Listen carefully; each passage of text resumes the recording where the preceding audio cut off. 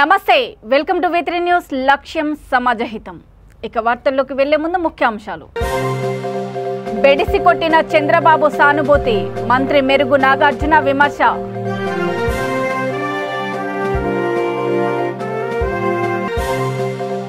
ఆట మేమే మొదలు పెట్టాం ఎండింగ్ కూడా మేమే చూపిస్తాం బీజేపీ రాష్ట్ర అధ్యక్షుడు బండి సంజయ్ వ్యాఖ్య పెళ్లిళ్ల వెంకన్న ఆలయంలో 7 వారాలు ప్రారంభం భారీగా తరలివచ్చిన భక్తజనం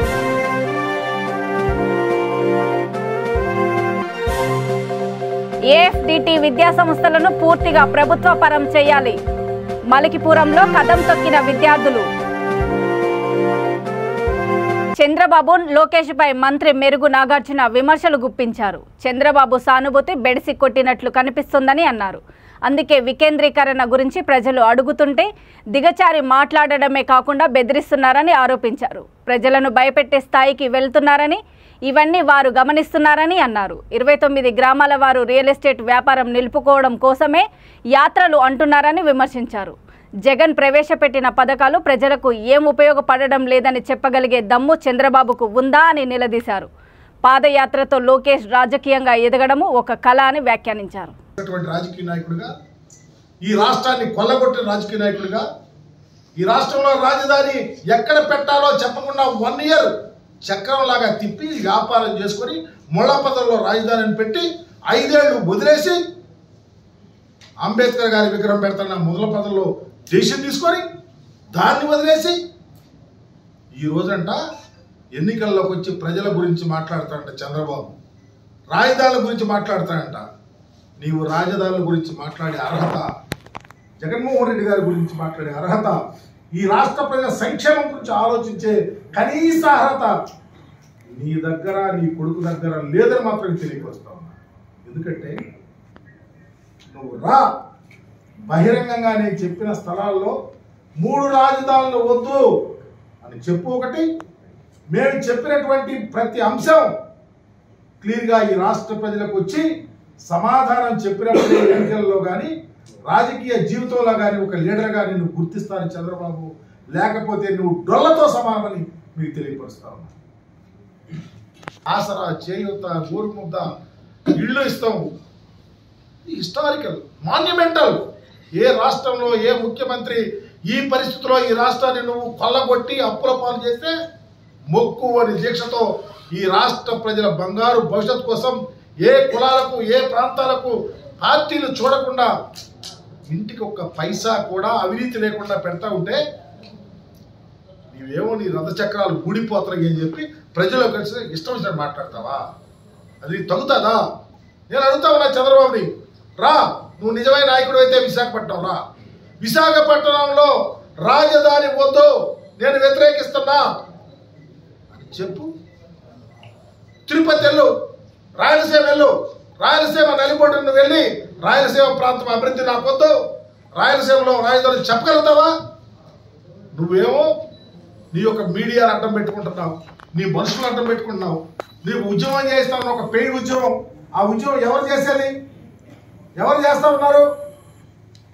బెంగళూరులో వాళ్ళు, చెన్నైలో వాళ్ళు, హైదరాబాద్ వాళ్ళు మారు కార్లు వేసుకొచ్చి మెడలో కండవాలు వేసుకొని కొంచెం దూరం నడిచి మళ్ళీ కారు ఎక్కి ఇదా ఉద్యమం అంటే?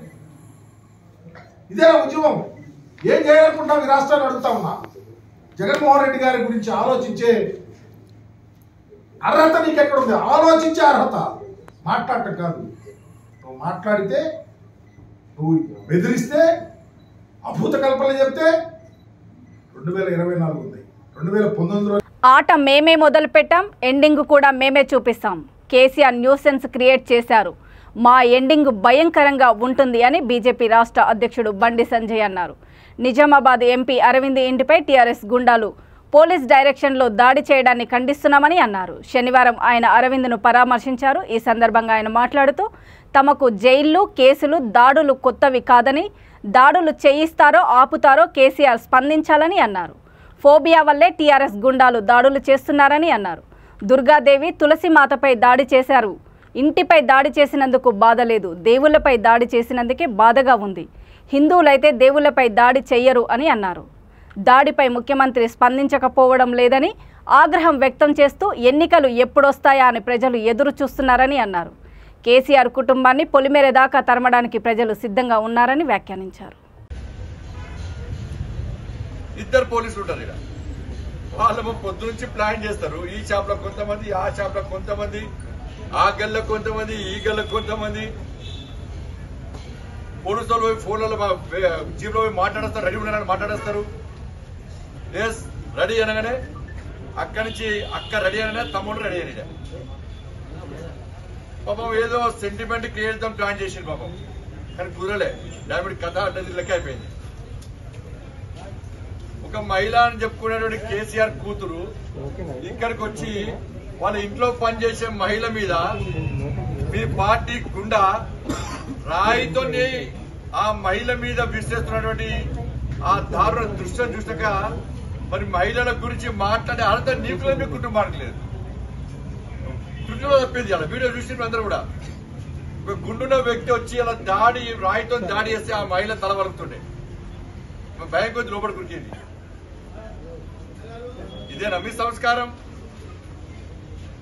అరే పాలిటిక్స్ లో విమర్శకు ప్రతి విమర్శ నీ అన్నవేమో నా మీద వారిని ఆర్డర్ పడికొచ్చింది తిట్టద్దని చెప్పి నువ్వు ఆర్డర్ పడికేస్తుంది.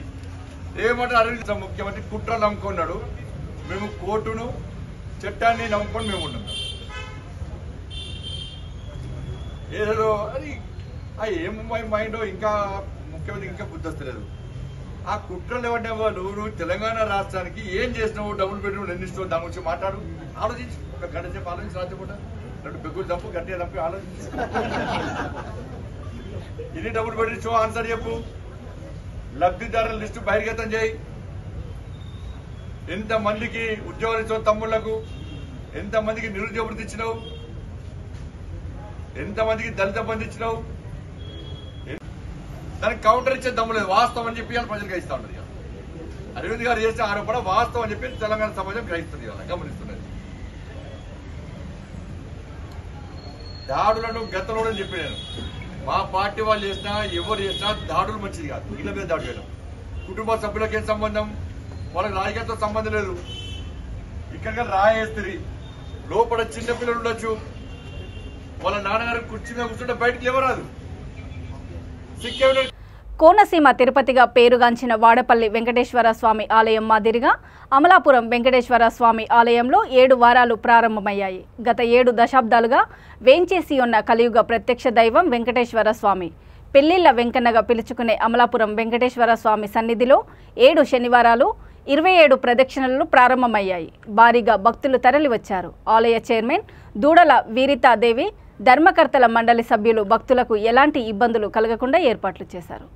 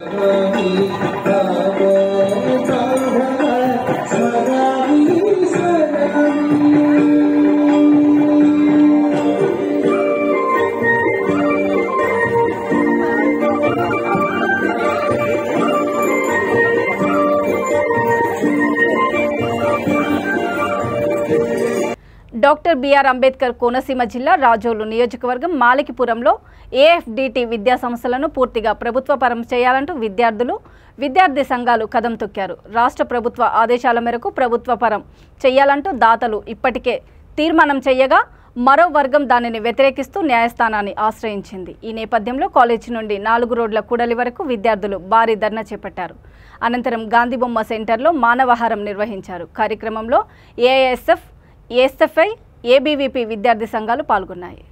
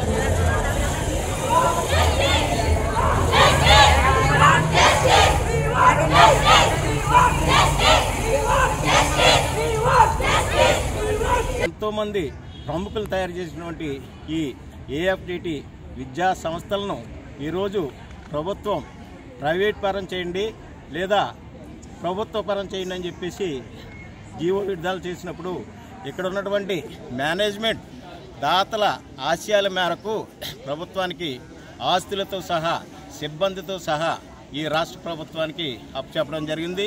దానిలో భాగంగానే ప్రభుత్వంలో విలీనం చేస్తూ జీవో నెంబర్ 12 కూడా విడుదల చేయడం జరిగింది. అయితే ఇటీవల కొంతమంది ఈ ఆస్తుల మీద కన్నేసి ఈ భూముల్ని కబ్జా చేయాలనేటువంటి దురుద్దేశంతో హైకోర్టులో స్టేటస్కో తేవడం జరిగింది. మరి మన దాతలు ఏదైతే ఆశయాలు ఉన్నాయో వాటిని ముందుకి తీసుకెళ్లే భాగంగా మనం ప్రభుత్వాలనే ఈ విద్యా సంస్థలు కొనసాగాలని చెప్పేసి డిమాండ్ చేస్తూ ఈరోజు అన్ని విద్యార్థి సంఘాలు కలిపి ఏఎఫ్డిటి పరిరక్షణ సమితి అని పేరుతోటి పెద్ద ర్యాలీ చేయబోతున్నాం. మరి ఇప్పటికైనా ఈ కబ్జాదారులు ఎవరైతే ఉన్నారో వాళ్ళని మేము రిక్వెస్ట్ చేయడం జరిగింది. దయచేసి ఈ విద్యా సంస్థలని నాశనం చేయొద్దు, ప్రభుత్వానికి అప్పచెప్పి అతి తక్కువ ఫీజులతో మన విద్యార్థులు చదువుకునేటట్టు చేద్దామని చెప్పేసి మేము ఇంటింటికి తిరిగి విజ్ఞాపన పత్రాలు ఇచ్చి రిక్వెస్ట్ చేయడం జరిగింది. అయినప్పటికీ కూడా వాళ్ళకి విద్యాభివృద్ధి పట్ల ఏమాత్రం శ్రద్ధ లేకుండా ఈ కాలేజీని కబ్జా చేయాలని చూస్తున్నారు. మరి ప్రభుత్వం వెంటనే ఈ విద్యా సంస్థలని ప్రభుత్వపరం చేయాలని, స్వాధీనం చేసుకుని అభివృద్ధి చేయాలని, అదేవిధంగా మొత్తం సిబ్బందిని కూడా పర్మనెంట్ చేసి న్యాయం చేయాలని చెప్పేసి డిమాండ్ చేస్తున్నాం. అదేవిధంగా కోర్టులో ఉన్నటువంటి కేసుల్ని ఉపసంహరించుకొని ఈ విద్యా సంస్థలని కాపాడుకుంటామని చెప్పి విద్యార్థి సంఘాల తరఫున మేము రిక్వెస్ట్ చేస్తూ ఉన్నాం. నిజామాబాద్ ఎంపీ అరవింద్ ఇంటిపై దాడి జరగడము దురదృష్టకరమని బీజేపీ జాతీయ కార్యవర్గ సభ్యురాలు విజయశాంతి అన్నారు. శనివారం ఆమె నిజామాబాద్ ఎంపీ అరవింద్ను పరామర్శించారు. ఈ సందర్భంగా ఆమె మాట్లాడుతూ కేసీఆర్ బుద్ధి వంకర బుద్ధి, తన బిడ్డలకైనా మంచి బుద్ధి ఇచ్చి ఉంటే బాగుండు. కవిత వీధి రౌడీలా మాట్లాడుతోంది. నువ్వు నీ కుటుంబం ఒళ్ళు నోరు దగ్గర పెట్టుకొని మాట్లాడండి. మీరు ఏ భాష వాడారో బీజేపీ అదే భాష మాట్లాడుతుంది. ఇలాంటి దాడులు చూస్తూ సహించం. ప్రతిపక్షంలో ఉన్నవాళ్ళు విమర్శలు చేస్తే వాటికి సమాధానం చెప్పాలి, కానీ దాడులు ఏమిటి, కొట్టి చంపుతామని మాట్లాడడం ఏమిటని ప్రశ్నించారు. తమ పార్టీ ఎంపీ వ్యాఖ్యలకు మీ కూతురు కౌంటర్ ఇచ్చి ఉంటే సరిపోయేదని అన్నారు.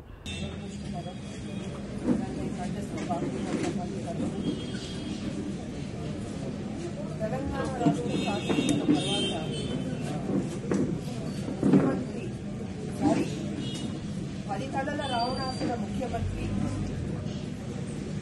మీ ఫ్యామిలీ మెంబర్ల ప్రవర్తన అసలు బాగుందా నేను అడుగుతున్నాను. మీ బుద్ధి ఒక టీచర్ బుద్ధి, కచరా బుద్ధి. ఒక ముఖ్యమంత్రిగా మీరు ఏనాడు పడుతుంది తెలంగాణకి. ఈ పరిపాలనలో హత్యలు, మానభంగాలు, దోపిళ్ళు, అరాచకాలు ఇవే కదండి జరుగుతున్నాయి. కనీసం ఈ బిడ్డలకైనా మంచి బుద్ధి ఇచ్చుంటే బాగుండేదని మేము అనుకుంటున్నాం. అంటే ప్రతిపక్షంలో ఉన్న వాళ్ళు ఒక మాట అంటే దానికి చక్కటి జవాబు చెప్పాలి.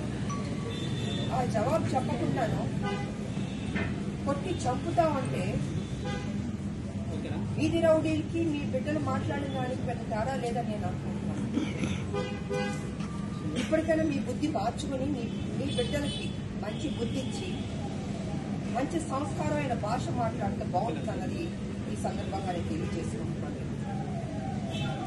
అంటే అసలు కొట్టడం ఏంటి, కొట్టి చంపుతాను అనడం ఏంటి? కేసీఆర్, మీరు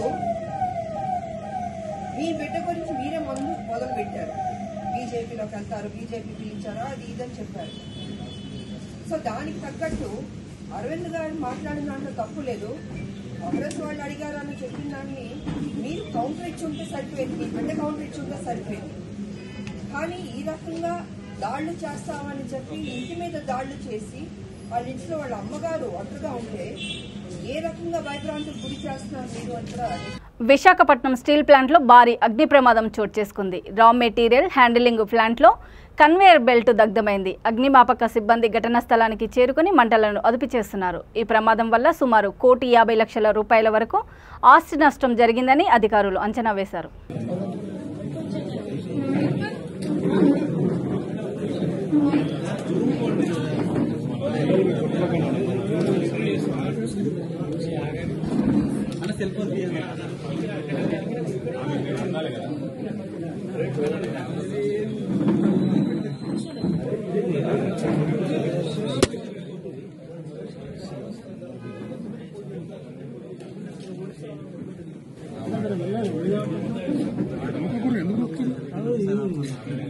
ఒకసారి తీసుకుని వెళ్ళిపోతుంది.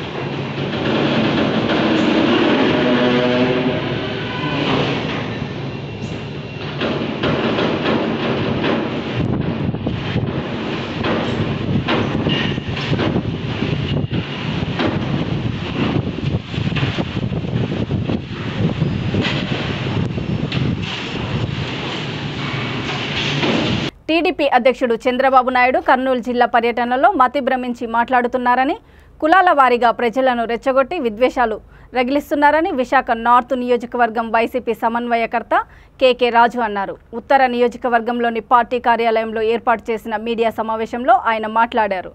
రాయలసీమ జిల్లాల వెనుకబాటుతనం గతంలో కనబడలేదా అని ప్రశ్నించారు.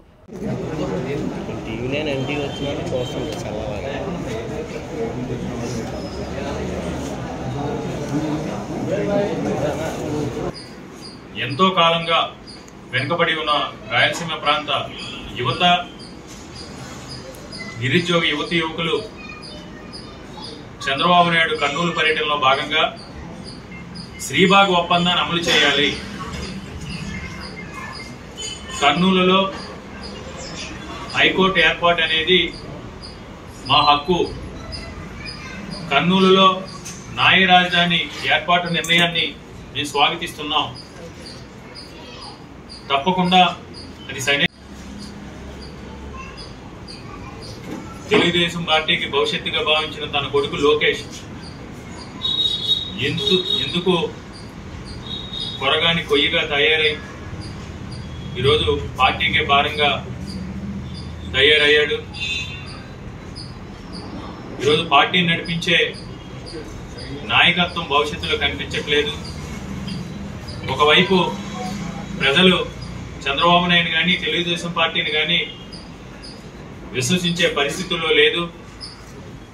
దత్తపుత్రుడితో తోక పార్టీలతో కలిసి ఎన్నో ఎత్తులు పై ఎత్తులు వేసినా, ఎన్ని దొంగ నాటకాలు ఆడినా, వారికి ఉన్న ప్రసార మాధ్యమాల ద్వారా ఎంత హైప్ క్రియేట్ చేసుకున్న పార్టీ గ్రాఫ్ అనేది రోజు రోజుకి దిగిపోతుందో తప్ప పైకి లేగట్లేదు అని అక్కసుతో ఒక ప్రెస్టేషన్ లో ఒక మతి భ్రమించిన వ్యక్తి ఏ విధంగా మాట్లాడతాడో ఆ విధంగా ఒక సున్నితమైన అంశాన్ని కూడా ఈరోజు చాలా కుట్ర కోణంలో లేవనెత్తుతూ ఏ విధంగా దుర్భాషలాడుతున్నాడో మనం చూసాం. అన్ని రకాల వనరులు కూడా ఉండి వెనకబడ్డ ఉత్తరాంధ్ర ప్రాంతం కానీ, రాయలసీమ ప్రాంతం కానీ, కోస్తా ప్రాంతం కానీ, 3 ప్రాంతాలు కూడా భవిష్యత్తులో జరిగిన నష్టం మళ్ళీ జరగకుండా ఒక సమగ్రతతో అభివృద్ధి చేసుకోవాలి. ఈ నూతన ఆంధ్రప్రదేశ్ రాష్ట్రంలో 3 ప్రాంతాలకు సంబంధించిన ప్రజలు కూడా ఐక్యతతో కలిసిమెలిసి జీవించాలి అనే ఒక మంచి ఆలోచనతో జగన్మోహన్ రెడ్డి గారు 3 రాజధానుల ప్రతిపాదన తీసుకురావడం జరిగింది. దానికి ఈ రోజు రాష్ట్ర ప్రజలందరూ కూడా ఆమోదించడం కూడా మనకు తెలిసిన విషయం. ఇలాంటి సందర్భంలో తన రాజకీయ పర్యటనలో నిన్న చంద్రబాబు నాయుడు ఈ 3 రాజధానుల ప్రతిపాదనని స్వాగతిస్తూ కొంతమంది యువత, న్యాయవాదులు, అధ్యాపకులు, మేధావులు చేసే నిరసన ప్రదర్శనలో అదుపు తప్పి తన నోరుని, తన నాలుగుని తన కంట్రోల్లో లేకుండా వీరందరినీ కూడా చెప్పు తీసుకొట్టాలి, తన్ని తరిమేయాలి, మీ అంతు చూస్తాం అని పోలీసులు బెదిరిస్తాడు, న్యాయవాదులను బెదిరిస్తాడు. నిరుద్యోగ యువకులను బెదిరిస్తారు.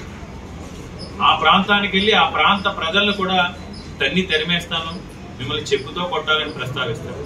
400 రైతు సంఘాలతో ఢిల్లీలో ప్రధాని మోడీ ప్రవేశపెట్టిన 3 వ్యవసాయ నల్ల చట్టాలు రద్దు చేసి 100 రోజులు పూర్తయిన సందర్భంగా పార్వతీపురం మాన్యం జిల్లా పాలకొండలో ప్రజా సంఘాల సమావేశం జరిగింది. అభ్యుదయ రైతు కండాపు ప్రసాద్ అధ్యక్షతన జరిగిన సమావేశంలో పలువురు వక్తలు మాట్లాడుతూ కేంద్ర ప్రభుత్వం ఎన్ని అవరోధాలు సృష్టించినా వీరోచితంగా పోరాడి సుమారు 650 మంది రైతులు మరణించారని అన్నారు. 100 రోజులు నల్ల చట్టాలు రద్దయిన సందర్భంగా ప్రజా సంఘ నాయకులతో కలిసి స్వీట్లు పంచుకున్నారు రైతులు.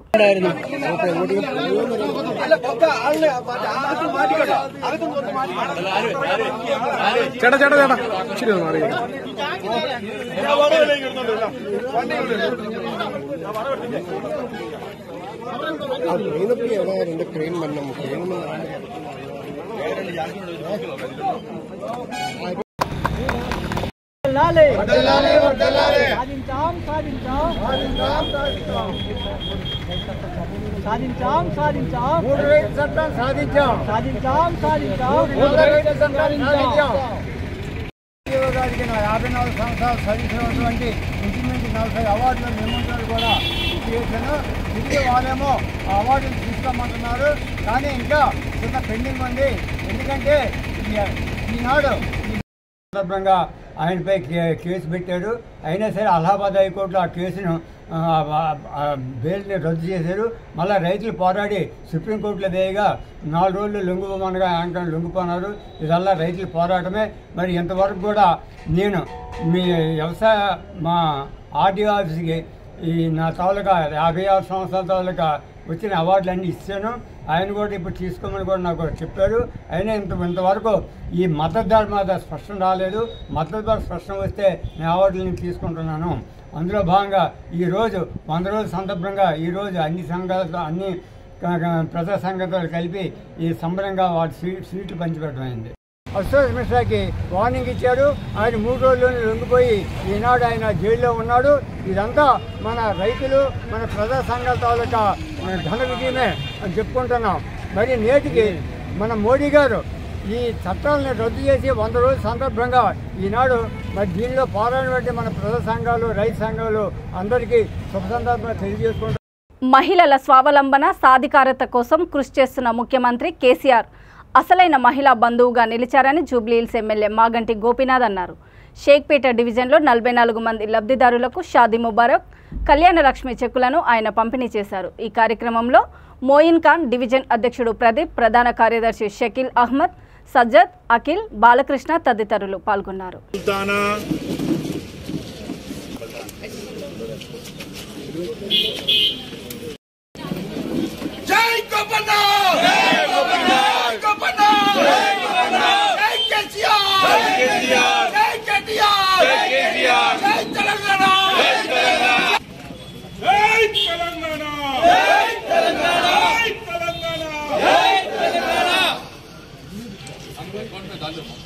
सीधा बैंक जाइए पहले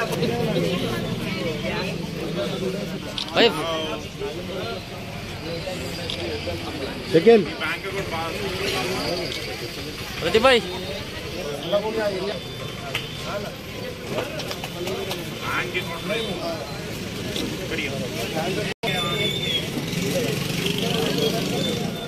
అవసరం లేదు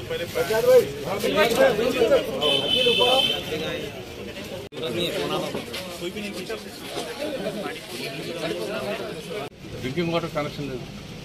ఇమీడియట్లీ ఇప్పించినాం కనెక్షన్ లేదు డ్రింకింగ్ వాటర్. వాళ్ళు కూడా మాకు చెప్పలేదు. రోజు ట్యాంకర్లతో ఇన్నేళ్ల నుంచి ట్యాంకర్లు నీళ్ళు వాడుకుంటాం. డ్రింకింగ్ వాటర్ లైన్ ఇప్పించాలి. అన్నీ కూడా ఇక్కడ మరి షేక్పేట లోపల చెరువులు డ్రైనేజ్ వాటర్ కలుస్తుంది. అది కూడా మేము కలవకుండా శాంక్షన్ చేపించి వేరే చేసినాం. ఇప్పుడు నీట్గా తయారవుతుంది ఆ చెరువు. అంతకుముందు చుట్టుపక్కల వాళ్ళు ఆ స్మెల్ భరించలేక ఎంతో ఇబ్బంది పడుతుంది. అది కూడా క్లియర్ చేసినాం. ఇట్లాంటి అభివృద్ధి కార్యక్రమాలు షేక్పేటలో ఎన్నో జరుగుతున్నాయి. కుకట్పల్లిలోని ఎన్ఆర్సీ అండ్ సన్స్కి సంబంధించిన హెచ్పీ పెట్రోల్ బంకులో డిస్ట్రిక్ట్ లీగల్ మెట్రాలజీ సెల్ అధికారి సత్యనారాయణ నేతృత్వంలో legal metrology, enforcement, vigilance, civil supply అధికారులు తనిఖీలు నిర్వహించారు. రోజువారీ తనిఖీల్లో భాగంగానే తనిఖీలు నిర్వహించినట్లు వారు పేర్కొన్నారు. పెట్రోల్ బంకులలో అక్రమాలు జరిగితే తమకు వెంటనే సమాచారం అందించాలని కోరారు. వినియోగదారులకు ఎటువంటి సమస్యలు ఉన్నా 9398977514 నెంబర్కి ఫిర్యాదు చేస్తే 24 గంటల్లో సమస్యను పరిష్కరిస్తామని తెలిపారు.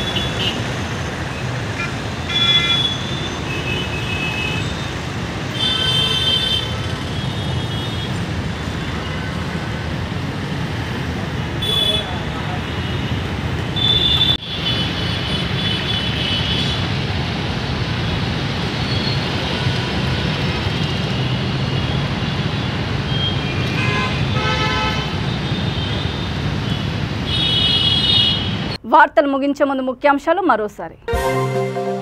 బెడిసి కొట్టిన చంద్రబాబు సానుభూతి, మంత్రి మెరుగు నాగార్జున విమర్శ.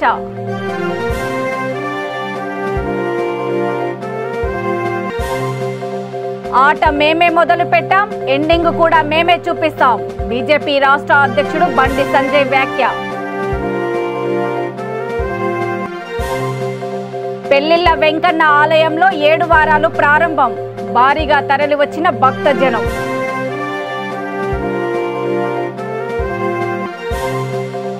ఏఎఫ్డిటి విద్యా సంస్థలను పూర్తిగా ప్రభుత్వ పరం చేయాలి, మలికిపురంలో కదం తొక్కిన విద్యార్థులు. చూస్తూనే ఉండండి V3 న్యూస్, లక్ష్యం సమాజహితం. నమస్తే.